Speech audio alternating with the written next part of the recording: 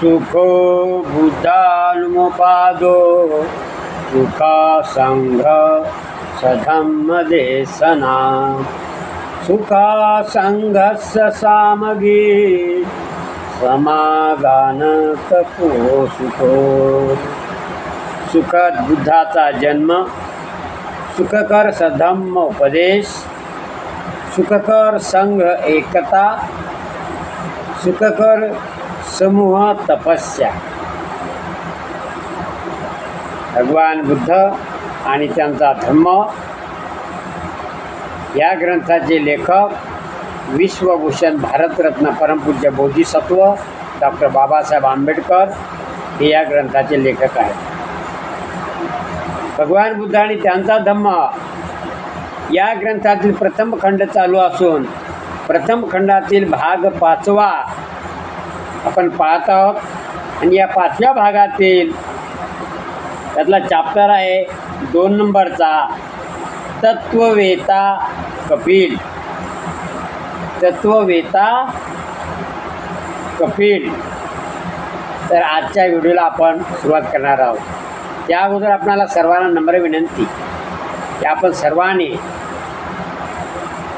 गंभीर Khandare YouTube channel या चॅनलला लाईक, सबस्क्राईब आणि शेअर करावं, जेणेकरून जास्तीत जास्त लोकांपर्यंत हे बुद्ध विचार पोहोचले पाहिजेत।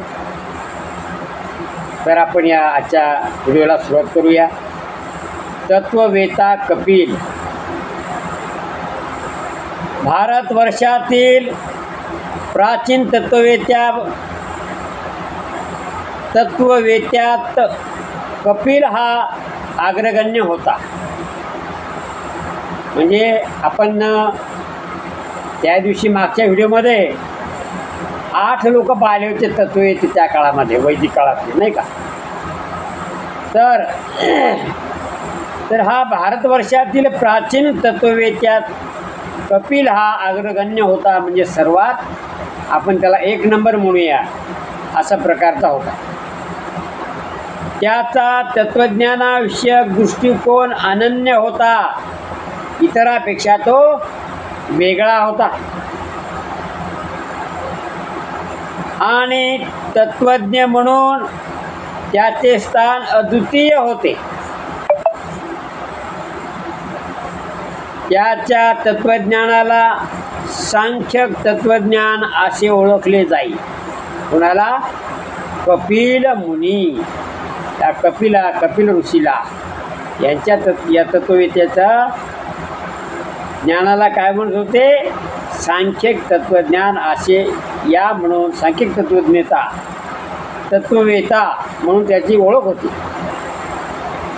त्याच्या विचारातील मूलतत्वाचे स्वरूप थक्क करून टाकणारे होते। म्हणजे इतरांपेक्षा वेगळे असले पाहिजेत म्हणूनच ते थक्क करणारे असावे। सत्याला पुराव्याचा आधार पाहिजे असं कपिलाचं म्हणणं आहे। सांख्यिक तत्वज्ञानाचे हे पहिले तत्व होय की सत्याला पुराव्याचा आधार पाहिजे, त्याची पडताळणी झाली पाहिजे। 1 आणि 1 2 हे होतात, याला पुरावा द्या, म्हणजे कसं होते ते आम्हाला समजावून सांगा। तर सत्याला पुराव्याचा आधार पाहिजे असं तत्वज्ञान कपिल मुनीचं होतं। पुराव्याखेरीज सत्य असू शकत नाही, त्याचं म्हणणं काय आहे? पुरावा असल्याशिवाय सत्याला मान्यता मिळत नाही। तुम्ही किती काही देवाच्या शब्दा घ्या, कोणाच्या शब्दा घ्या, त्याला महत्त्व नाही। त्याचं म्हणणं आहे की सत्याला पुराव्याखेरीज ते सत्य ठरवता येत नाही। सत्य सिद्ध करण्यासाठी कपिलाने सिद्धतेचे फक्त 2 मार्ग मानले। ते सिद्ध करण्यासाठी त्याला मार्ग किती सांगले? 2 मार्ग सांगले। पहिला मार्ग प्रत्यक्ष ज्ञान, म्हणजे डोळ्यानं कानानं पाहिलेलं ज्ञान, आणि दुसरं अनुमान म्हणजे अंदाज। त्याचं उदाहरण घेऊया आपण। नदीला जर समजा पूर आला तर आपण काय त्या लांब तिकडे पाहायला गेलो नाही, पण अनुमान काढल्या जाते जर या नदीला इथे जर पूर आलेला आहे तर मागे कुठेतरी पाऊस पडला असला पाहिजे. हे अनुमान, अंदाज. आणि प्रत्यक्ष ज्ञान म्हणजे दिसायला लागलं की हे पाणी ज्या अर्थी नदीला पाणी नदीचं भरून चालली त्या अर्थी मागं पाणी पडलेलं आहे. आणि प्रत्यक्ष ज्ञान म्हणजे आपल्या समोरील वस्तूचे आपल्या मनाला होणारे आकलन, याला प्रत्यक्ष ज्ञान म्हटलेलं आहे. अनुमान कसा आहे? अनुमान 3 प्रकारचे आहे. तर नंबर 1, कारणावरून कार्य ओळखणे. कारणावरून कार्य ओळखणे. पाऊस पडला असेल म्हणून नदीला पूर आलेला आहे, नाही का? जसे ढगाच्या अस्तित्वावरून पावसाचे अनुमान काढणे. म्हणजे सकाळी जर ढग निघले तर सर्वसाधारण आपण म्हणतो आज पाणी येण्याची शक्यता आहे. जास्त कळका लागले की आपण म्हणतो पाणी येणार. हे अनुमान काढण्याचा एक भाग आहे. आणि कार्यावरून कारण ओळखणे. म्हणजे आकाशामध्ये ढग काळे आलेले आहेत आणि गरमी होत आहे, ऊन तपत आहे, आपण सरळ म्हणतो आज पाऊस पडल्याशिवाय राहत नाही. म्हणजे कारणावरून कार्य ओळखणे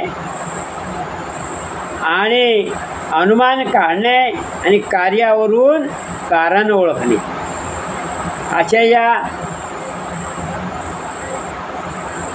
असं हे अनुमानानं कशा अनुमान काढायचं ते सांगलेलं आहे. जसे दरीतून वाहणाऱ्या ओहळाला, म्हणजे आपण त्याला गावाकडे ओढा म्हणतो, ओहळाला पूर आल्यावरून डोंगरावरच पाऊस पडत असल्याचे अनुमान काढणे. म्हणजे जर खालच्या ओढ्याला जर पाणी आलं तर डोंगरावर पाऊस पडला असला पाहिजे, तेव्हाच या नाल्याला पाणी आलेलं आहे. आणि साम्य, जसे मनुष्य जेव्हा हालचाल करतो तेव्हा तो जागा बदलत असतो, असे आपण अनुमान काढतो. त्याचप्रमाणे ज्या अर्थी आकाशातील तारे निरनिराळ्या ठिकाणी दिसतात, याचाच अर्थ ते एका जाग्यावर स्थिर नाहीत. त्या अर्थी त्यांना गती असली पाहिजे, म्हणजे ते फिरत असले पाहिजे. त्यावर आपल्याला लुकलुकताना दिसतात. त्याचे दुसरे तत्व सृष्टीच्या उत्पत्ती संबंधी होते. हे जग कसं निर्माण झालं, सृष्टी कशी निर्माण झाली, सृष्टीची उत्पत्ती आणि तिचे कारण, याच्यासुद्धा त्या कपिलाचं मत होतं. हे विश्व निर्माण करणारा कोणीतरी निर्माता आहे, हा सिद्धांत कपिल मुनीने अमान्य केला.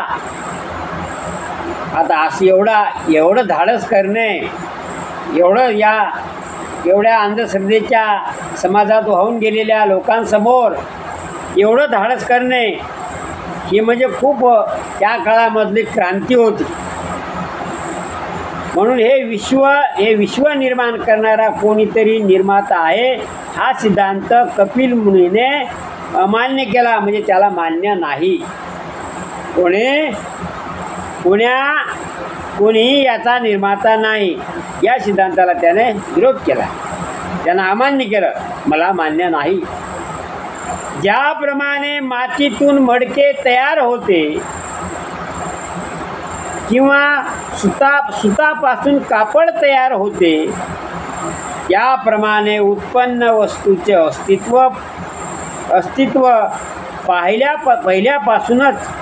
पहिल्यापासूनच कारणात असते, असे त्याचे मत होते. माती ओली झाल्यावर चिखल होते आणि त्याच्यापासून मडकं तयार होऊ शकते, म्हणजे अस्तित्व आहे. आणि परत तिचं माती तयार होऊ शकते. जेव्हा तिला आकार दिला तेव्हा तिला आकार येतो आणि तिचं विघटन झालं म्हणजे तिचं माती होते.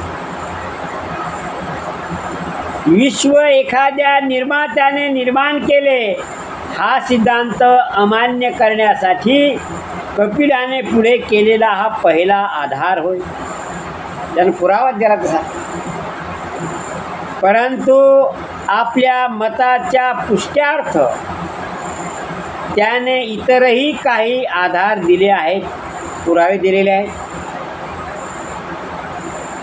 पुढे म्हणतो, असत हे कोणत्याही कृतीचा विषय होऊ शकत नाही. वास्तवतः नवे असे काहीच उत्पन्न होत नाही. त्याचं म्हणणं आहे, वास्तविक पाहता नवीन असं या जगात काहीच उत्पन्न होत नाही. कारण मुळात ते अस्तित्वात वेगवेगळ्या रूपात असलं पाहिजे. जसं आज जसं काही उदाहरण घेऊ, एखाद्या ठिकाणी झाड आपण उन्हाळ्यामध्ये पाहिलेलं नाही, परंतु पावसाळा गेला, पाऊस पडला तर कुठेतरी बीज तिथं पडलेली असली एखाद्या झाडाची, आणि ती बी पाऊस पडल्यामुळं, ऊन लागल्यामुळं, आणि मग त्या बीजीचं रोप तयार होते आणि मग झाड तयार होते. म्हणजे काय, कोणत्या कृतीचा विषय होऊ शकत नाही.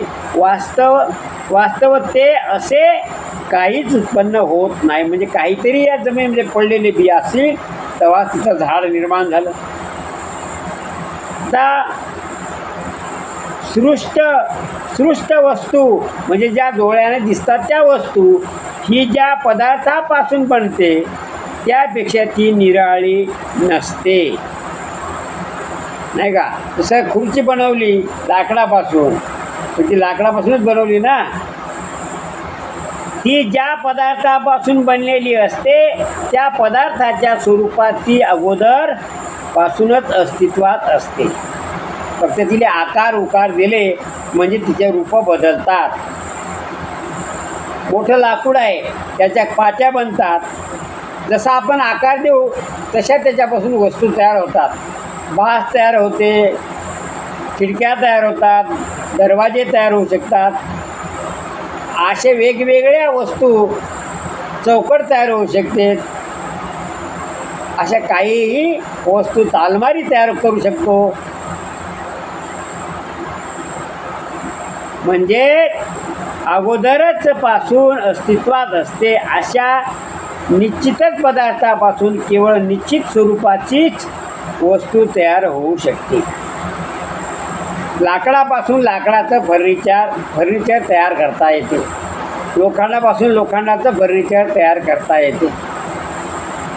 आणि काही विशिष्ट स्वरूपाच्या पदार्थापासूनच विशिष्ट स्वरूपाचा पदार्थ निर्माण होतो, नाही का. मग या इंद्रिय गोचर विश्वाचे मूळ कोणते? मग या इंद्रिय गोचर विश्वाचे मूळ कोणते?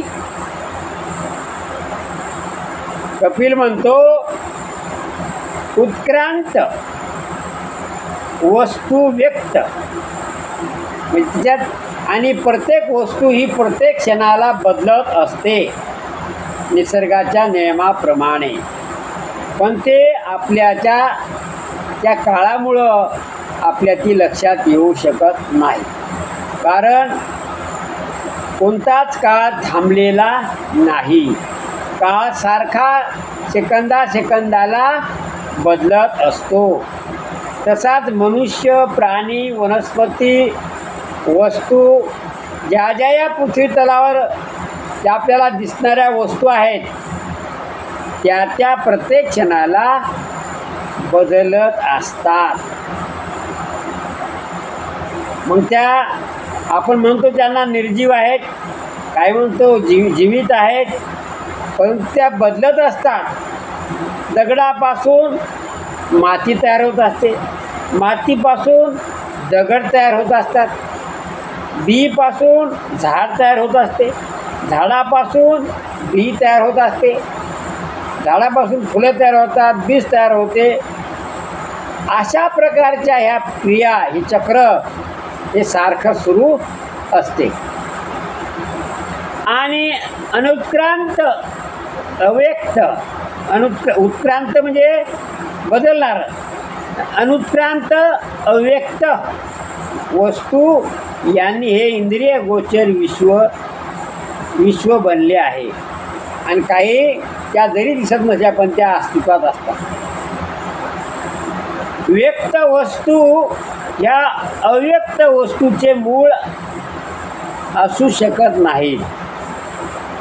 आता लाकडापासून खुर्ची तयार केली जाते, पण त्या अगोदर वाटते दिसते का? नाही. जेव्हा तिला व्यक्त केलं, तिला तयार केलं, तेव्हा ती व्यक्त झाली. म्हणजे व्यक्त वस्तू या अव्यक्त वस्तूचे मूळ असू शकत नाही. तर लाकडापासून वेगवेगळं फर्निचर होऊ शकते, परंतु फर्निचरपासून लाकूड तयार होते काय? नाही. ऊसापासून साखर तयार होऊ शकते, पण साखरेपासून ऊस तयार होऊ शकते काय? नाही.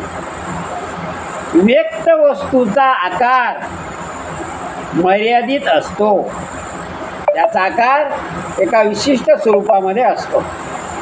आणि विश्वाच्या मुळाचे जे स्वरूप त्यांच्याशी तर हे विसंगत आहे.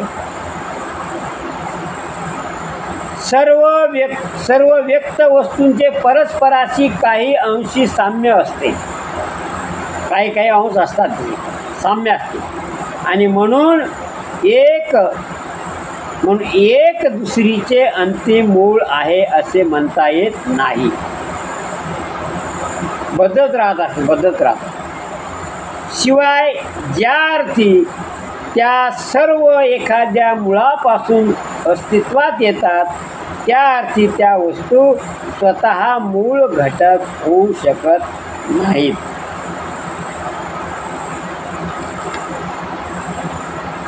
मूळ घटक होऊ शकत नाहीत.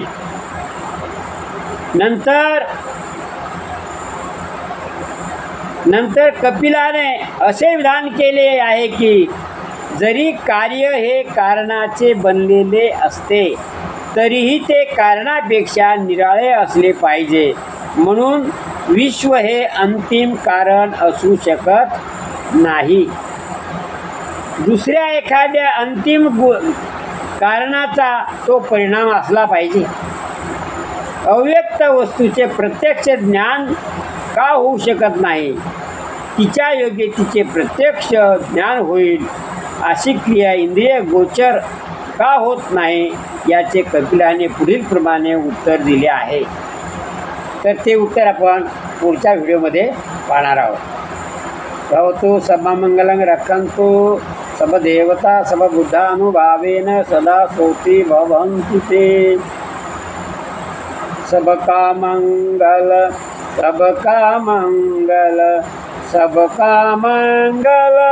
होए रे.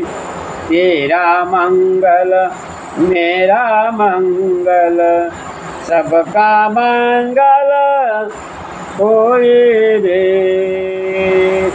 साधु साधु साधु. तर या व्हिडिओला लाईक, सबस्क्राईब आणि शेअर करा. धन्यवाद. जय भीम. नमो बुद्धाय. पुढील व्हिडिओमध्ये भेटू.